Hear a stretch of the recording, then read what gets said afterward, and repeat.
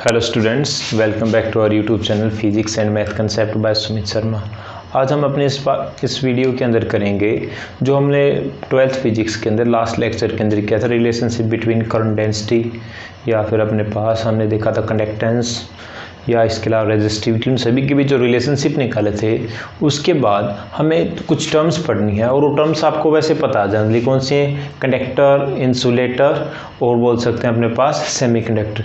ये वो सारी की सारी टर्म्स हैं जिनको आप जानते हो, बट हमें करना क्या है, इनको डिफाइन करना है on the basis of conductivity. Conductivity के बेसिस के ऊपर ये सारी टर्म्स क्या होंगी। और आपसे पूछ सकता है रेजिस्टिविटी के ऊपर बेसिस क्या होंगी। रेजिस्टिविटी के बेसिस पे हमने पढ़ ली थी पीछे वाले लेक्चर के अंदर, तो आज हम पढ़ेंगे on the basis of conductivity. ठीक है, कंडक्टिविटी के बेसिस के ऊपर ये टर्म्स क्या होंगी। तो देखो, कंडक्टर है, कंडक्टर क्या होते हैं हमें पता है, जो इलेक्ट्रिसिटी को कंडक्ट करते हैं। बट हम on the basis of conductivity पढ़ेंगे तो क्या बोलेंगे, the conductor are the materials, क्या होंगे, the materials which have high conductivity. कैसी होगी, हाई कंडक्टिविटी। क्या बोल सकते हैं, materials having high conductivity, high conductivity.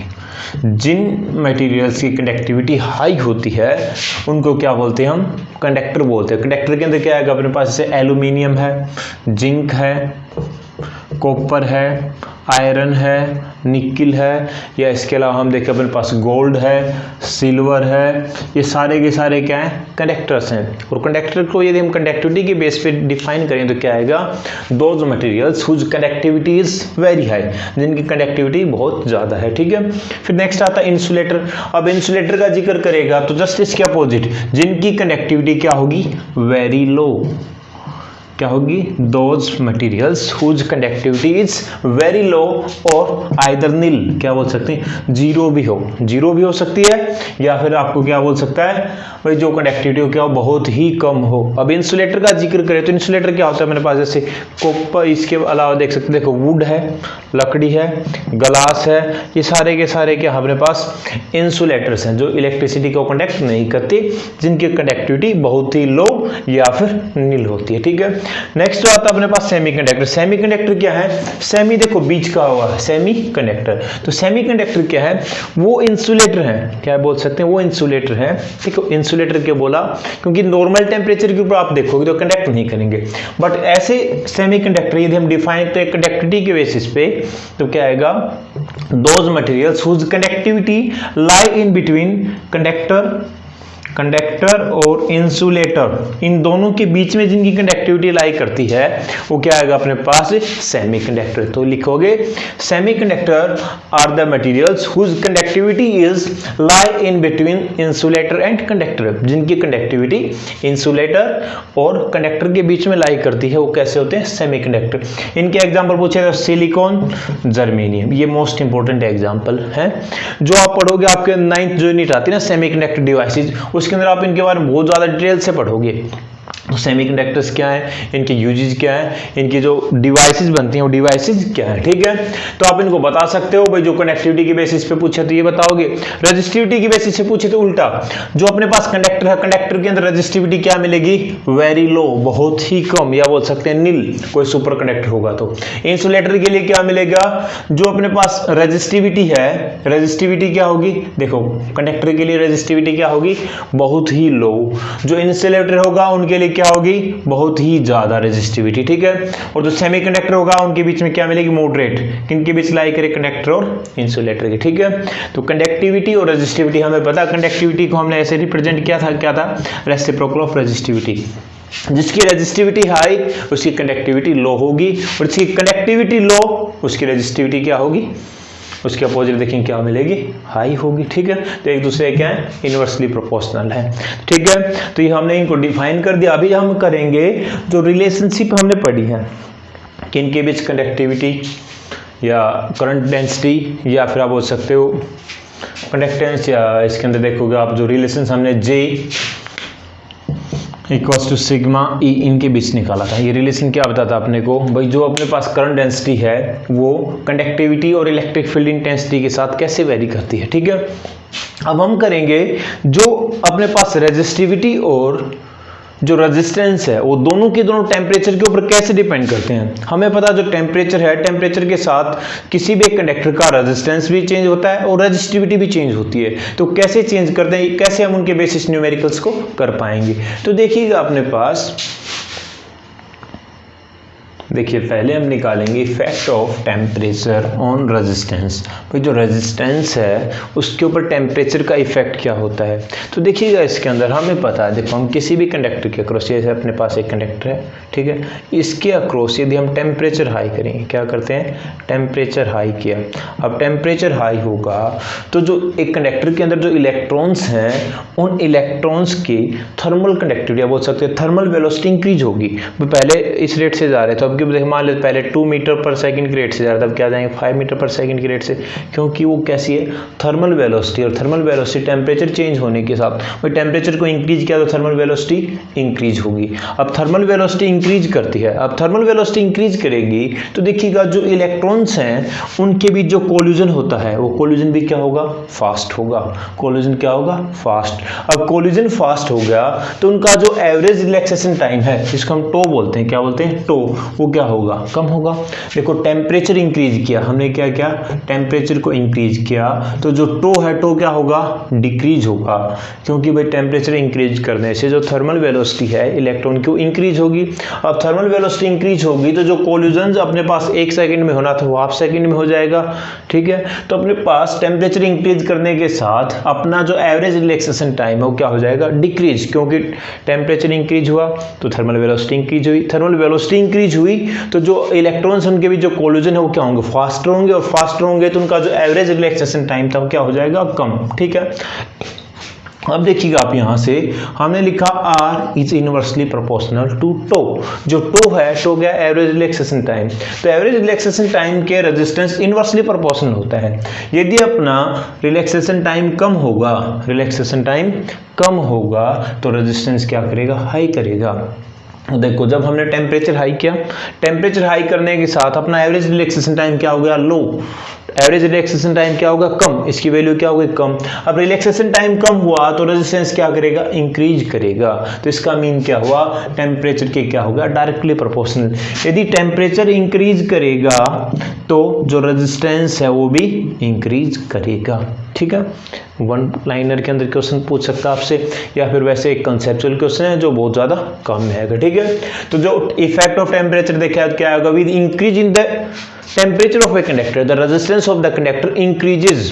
For conductor है, जब आप पढ़ोगे सेमीकंडक्टर इन सेमीकंडक्टर डिवाइस या सेमीकंडक्टर वाला जो यूनिट है उसके अंदर, तो आपको पता चलेगा सेमीकंडक्टर के अंदर तो जो कंडक्टिविटी वो हाई होती है, ठीक है। यहाँ से क्या बता सकते हैं, यदि किसी कंडक्टर के अक्रॉस यदि हम टेम्परेचर हाई करेंगे तो टेम्परेचर हाई करने के साथ उसका रेजिस्टेंस भी हाई होगा, ठीक है। अब यहाँ से देखो जो रेजिस्टेंस हाई होगा तो हमें निकालना पड़ता है कोफिशिएंट ऑफ टेम्परेचर, क्या बोल सकते हैं, temperature coefficient of resistance. Temperature coefficient निकाले और टेम्परेचर कोफिशिएंट को हम रिप्रेजेंट करते हैं अल्फा से, किससे, अल्फा से। उसके बाद हम रेजिस्टिविटी के लिए भी निकालेंगे, पहले किसके लिए निकाल रहे हैं, temperature coefficient of resistance, resistance का टेम्परेचर कोफिशिएंट। तो रेजिस्टेंस का जो टेम्परेचर कोफिशिएंट होता है ये फॉर्मूला रहेगा, देखो change in temperature, sorry change in resistance. पहले अपने पास किसी कंडक्टर का मान लेते कितना था, 5 ओम रेजिस्टेंस है, कितना, 5 ओम। अब कितना हो गया, 10 ओम हो गया, तो कितना चेंज आया, 5 का, कितने का, 5 ओम का क्या मिल गया, चेंज। नीचे क्या है, यूनिट जो अपने पास ओरिजिनल था, ओरिजिनल कितना था, 5। देखो ऊपर कितना आ गया अपने पास, देखें 10 माइनस 5, नीचे कितना आ गया, 5 ओरिजिनल।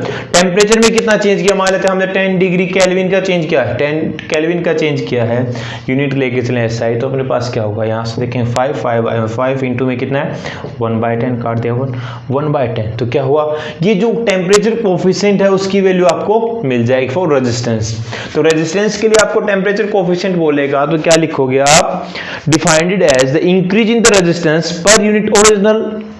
देखो कितना इंक्रीज हुआ, बोल सकते हैं चेंज, पर यूनिट ओरिजिनल के साथ विद द डिग्री सेल्सियस। तो नीचे क्या आएगा, डिग्री सेल्सियस ले सकते हो या फिर केल्विन ले सकते हो, दोनों के दोनों चलेंगे। जो टेम्परेचर है डिग्री सेल्सियस के अंदर लिख सकते हो या फिर केल्विन के अंदर, दोनों के दोनों चलेंगे। ठीक है, तो आपको टेम्परेचर कोफिशिएंट समझ में आया। तो अब अपने को निकालना है next effect of temperature on resistivity. अब रेजिस्टिविटी के ऊपर देखेंगे ना, तो रेजिस्टिविटी के ऊपर अपने को पता है रो क्या आएगा, inversely proportional to n tau, inversely proportional to n. तो एन क्या है, नंबर डेंसिटी, और टो क्या है अपने पास, रिलैक्सेशन टाइम। तो रिलैक्सेशन टाइम के ऊपर ये भी डिपेंड करता है। और हमें पता है यदि किसी कंडक्टर का रेजिस्टेंस बढ़ता है, उसकी जो रेजिस्टिविटी है वो भी इंक्रीज करेगी, क्योंकि हमें पता R is equals to rho L by A. यदि अपने पास रेजिस्टेंस बढ़ता है तो रेजिस्टिविटी भी क्या होगी, हाई होगी। वैसे तो कांस्टेंट होती है, बट देखिए एक दूसरे से डायरेक्टली कॉन्टेक्टेड है ना, तो क्या बोल सकते हैं हम, यदि अपना किसी कंडक्टर के अक्रॉस टेम्परेचर इंक्रीज करेगा, क्या होगा, टेम्परेचर इंक्रीज होगा, तो रिलैक्सेशन टाइम डिक्रीज होगा। अब रिलैक्सेशन टाइम डिक्रीज होगा तो रेजिस्टेंस इंक्रीज करता है, और रेजिस्टेंस इंक्रीज करेगा तो रेजिस्टिविटी भी क्या करेगी, इंक्रीज करेगी। ठीक है, तो इसके लिए भी अपने पास देखो आपको बोला कोफिशिएंट निकालना, किसके लिए, टेम्परेचर कोफिशिएंट फॉर रेजिस्टिविटी। अब टेम्परेचर कोफिशिएंट लिखेंगे तो ये भी क्या आएगा अपने पास, अल्फा से रिप्रेजेंट कर देते हैं इसको, कैसा है टेम्परेचर कोफिशिएंट। तो इसके अंदर क्या आएगा, चेंज इन रेजिस्टिविटी। पहले तो अपने पास रो 1 थी, दूसरी क्या होगी रो 2, तो चेंज क्या आएगा, रो 2 माइनस रो 1। कितने का चेंजमेंट है, यूनिट पर यूनिट क्या बोलेंगे, ओरिजिनल के साथ। चेंज इन टेम्परेचर पहले कितना था T1, उसके बाद क्या हो गया T2, तो चेंज इन टेम्परेचर मिल गई। ये क्या अपने पास effect of temperature on resistivity. यदि टेम्परेचर इंक्रीज होगा तो रेजिस्टिविटी एक कंडक्टर की है वो भी इंक्रीज करेगी। ठीक है, वैसे रेजिस्टेंस की केस में था, तो यहां से पूछे आपको निकालना हो टेम्परेचर कोफिशिएंट फॉर रेजिस्टिविटी, तो ये बोलेंगे टेम्परेचर कोफिशिएंट फॉर रेजिस्टेंस, तो अपने पास ये आ जाएगा change in resistance per unit original with change in temperature. ऐसे अपने पास आया चेंज इन रेजिस्टिविटी पर यूनिट ओरिजिनल और चेंज इन टेम्परेचर। ठीक है, तो ये अपना टॉपिक है आज का। उसके बाद हम करते हैं एक बार कुछ ओमिक और नॉन ओमिक डिवाइसेस होंगी। हमने पढ़ा था जो ओम्स लॉ को फॉलो करती है कैसी होती है, ओमिक डिवाइसेस। कैसी, ओमिक। नॉन ओमिक कैसी होंगी, जो ओम्स लॉ को फॉलो नहीं करती। अब ओम्स लॉ को कौन सी डिवाइस फॉलो करती है, जो अपने पास कंडक्टर के बेसिस पे रहते हैं, सारी की सारी क्या करती हैं, ओम्स लॉ को फॉलो करते हैं। उनको क्या बोलते हैं, ओमिक डिवाइसेस बोलते हैं। इसके अलावा आप 9th यूनिट के अंदर पढ़ोगे तो आपको बहुत सारी ऐसी डिवाइसेस मिलेंगी जो नॉन ओमिक होंगी। 9th यूनिट कौन सी, सेमीकंडक्टर। और सेमीकंडक्टर आपको पता है ओम्स लॉ को फॉलो नहीं करता, तो किसके अंदर आएगी, नॉन ओमिक डिवाइसेस के अंदर। तो इनकी कुछ लिमिटेशंस होंगी, वो लिमिटेशंस हम आप अपनी बुक्स के अंदर देख सकते हो या फिर अभी आपको बता देते हैं। देखिएगा जो लिमिटेशंस हैं वो आपको क्या बताती हैं। देखिए लिमिटेशंस ऑफ ओम्स लॉ और नॉन ओमिक डिवाइसेस। तो हमें पहले तो ये बताना चाहिए ओमिक डिवाइसेस क्या है, नॉन ओमिक आपको पता चल गया। ओमिक डिवाइसेस के अंदर क्या है, those devices which follow the laws of Ohm's. क्या बोल सकते हैं, जो ओम्स लॉ को फॉलो करने वाली जो डिवाइसेज हैं उनको क्या बोलेंगे, ओमिक डिवाइसेस।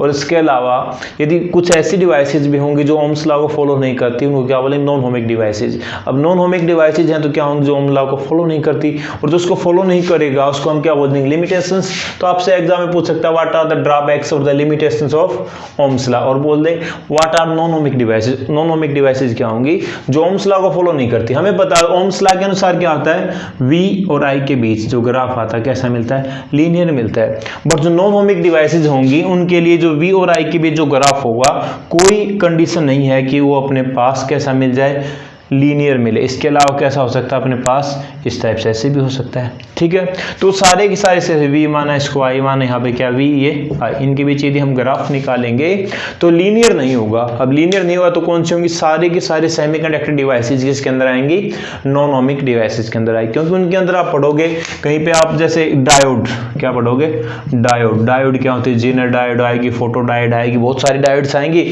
उनके लिए आप देखोगे ऐसे अपने पास ग्राफ निकालो एक बार, तो ऐसे करके ऐसे वैल्यू मिल जाएगी। तो सारे के सारे जो ग्राफ्स होंगे उनके अंदर, वो ग्राफ आपको बताएंगे जो V और I के बीच जो रिलेशन है ना, वो रिलेशन किस टाइप से होगा। जैसे अपने पास ये वाली वैल्यू है, यहाँ पे जाके ऐसे सडनली इंक्रीज कर जाएगा, जिसको जिन्हें ब्रेक डाउन वोल्टेज होगी या नी वोल्टेज होंगी, वो सारी की सारी आप नॉन ओमिक डिवाइसेस के अंदर पढ़ते हो। तो ये सारी की सारी वेरिएशंस क्या बताएंगे आपको, limitations of Ohm's law. Ohm's law को फॉलो न करने वाली डिवाइसेस कौन सी होंगी, सेमीकंडक्टर डिवाइसेस। ठीक है, वो क्या करेंगे भाई, उनके अंदर V और I की भी जो हमने रिलेशन पढ़ा ना टेम्परेचर के साथ, उनको फॉलो नहीं करेंगे, इसलिए उनको क्या बोल देंगे, नॉन ओमिक डिवाइसेस। ठीक है, तो आज हम करेंगे इतना ही, उसके बाद करेंगे हम नेक्स्ट वीडियो के अंदर।